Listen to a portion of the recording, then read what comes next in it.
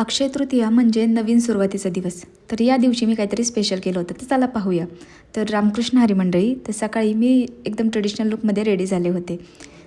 अक्षय तृतीया हा दिवस खूप शुभ मानला जातो. आजच्या दिवशी केलेली प्रत्येक गोष्ट ही अक्षय म्हणजेच कायम टिकून राहते. म्हणून पूजा आणि श्रद्धा ही खूप महत्त्वाची असते.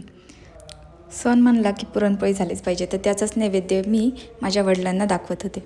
तर माझे वडील जाऊन आज जवळजवळ 1.5 वर्ष पूर्ण झालेले आहेत. पण मला त्यांची कमी कधी जाणवत नाही, कारण की ते प्रत्यक्ष सोबत नसले तरी मनाने कायम माझ्यासोबत आहे. आजच्या दिवशी सोनं घेणं हे खूप शुभ मानलं जातं. त्यामुळेच मी आमच्या पिल्लूला घेऊन आले होते शॉपिंगसाठी.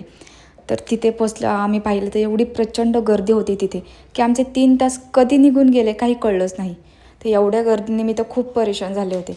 मग त्यामुळे मी माझी शॉपिंग लवकर उरकून लवकर घरी निघाले.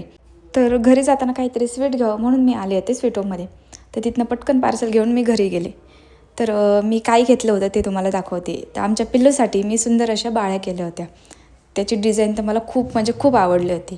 तर असा होता माझा आजचा दिवस. भेटूया उद्याच्या ब्लॉगमध्ये. थँक्यू.